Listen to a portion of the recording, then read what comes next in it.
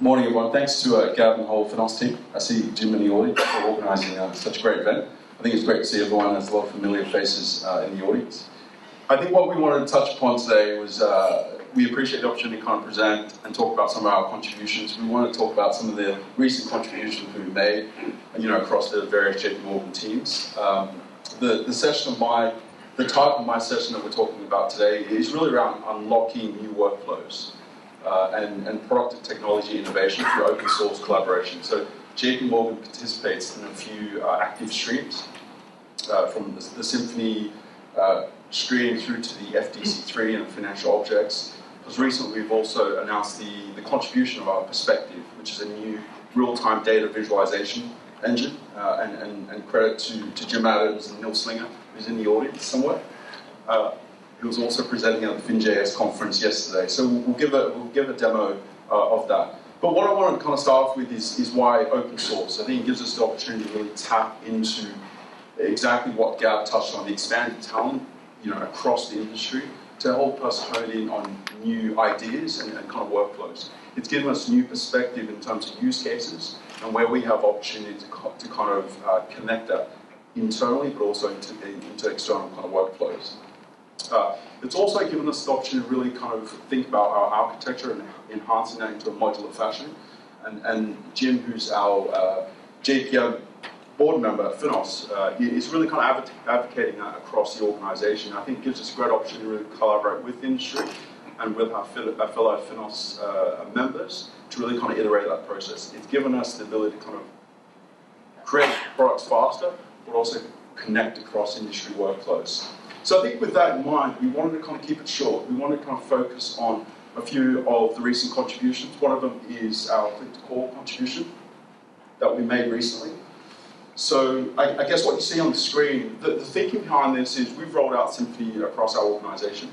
So it's rolled out to about 125,000 users. And I guess one of the key benefits of partnering with Symphony is, as a platform, they have open source components, APIs, and it's given us the opportunity to kind of think about how we extend the overall experience. So, from chat and collaboration, it's helped us across various teams to think about how we connect it into other workflows across the organisation. So what you see on the screen is really us being able to extend that client experience further. So we've contributed the click-to-call, which is really a feature that we've built off the Symphony Extensions API. And we've contributed back into the community. But what it enables you to do at a practical level is really every time you hover over, in this instance, Jim, within Symphony, you'll see a new feature which is call work. And that gives you an easy and a quick way to integrate into your enterprise telephony APIs. So all of a sudden, you've really taken the context of conversing with a user on Symphony to be able to click and call them directly into a voice collaboration. And that's kind of led, for us, the evolution into video conferencing capabilities as well. But I think the opportunity is really around the feedback loop. It's given us the opportunity to kind of iterate, make the code better, and also contribute back to the community, because it helps us drive engagement with the rest of the community. It helps us kind of foster and build that overall interaction across the community. So we've had a lot of positive feedback. I think for us, what we've seen is really the increase in activities, specifically through the hover over card. And we see kind of fivefold kind of increase in terms of usage as we've kind of added in the click-to-call. So we want to kind of make that contribute back into the community to really kind of help drive that overall engagement. As I said, it's a common component, so really we're open to new ideas and how we can kind of make that even better and kind of tie that back into our own architecture from a Symphony perspective.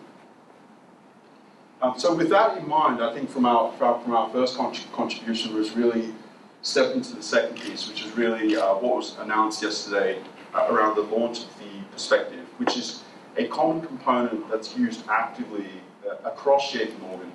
And it ties into our FINOS risk management system, but also independently as an app that's used by our engineering teams and also our quant researchers. So it's a product and a real-time visualization engine that's gone through the rigor of the SDLC.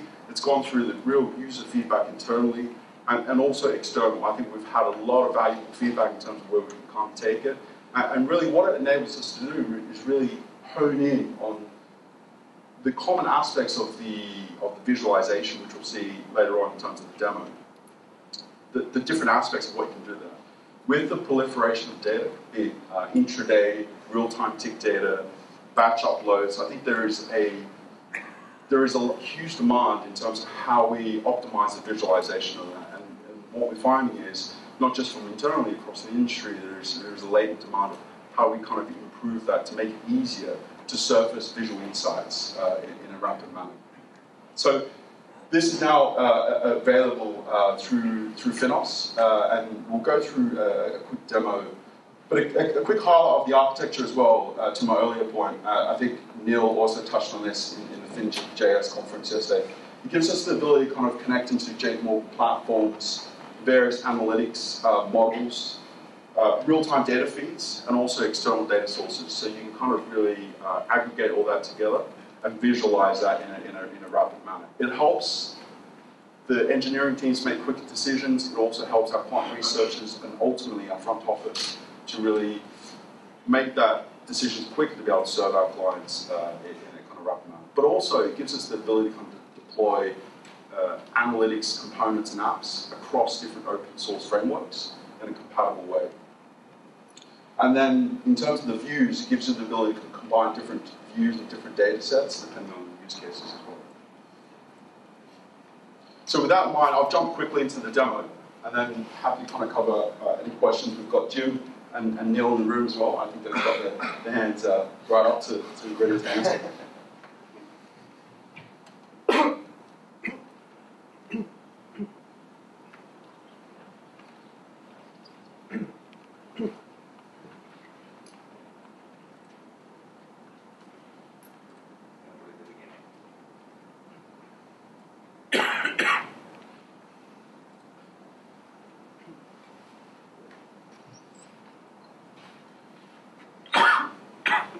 We didn't quite add any sound effects, but I'll narrate through it.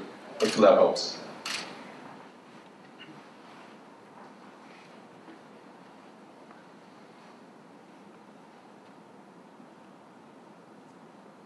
Yeah, so the ability to kind of pivot, filter, sort, combine different data sets in a rapid manner, which we talked about.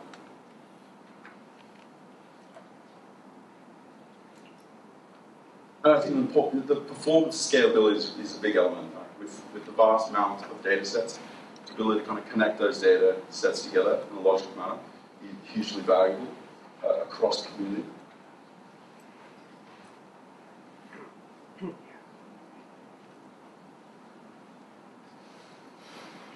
I think most importantly, it's compatible with different open source frameworks as well. So use cases currently, yes, it runs on Athena, it's a separate component, but now that's in open source, there's different opportunities to run it within browser, within different implementations as well. And you'll see this example within the context of Jupyter Lab as a plugin, and giving you the ability to kind of drive real-time interaction and onward actions. So it ties back to the ability to connect the kind of workflows together, but the starting point is, from a visualization, from a real-time data interaction perspective.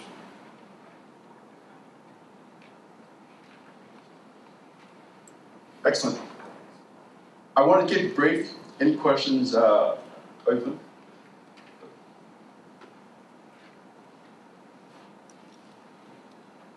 Okay, first question. And I know the answer.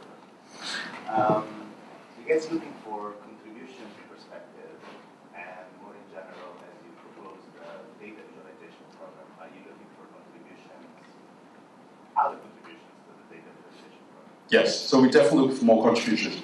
This is definitely the first as a seed contribution into the data visualization program. We're definitely looking for more contributions. I think this is really the catalyst to drive that, as well as iterating and getting the best of breed ideas across the FINOS members, but also the wider industry as well.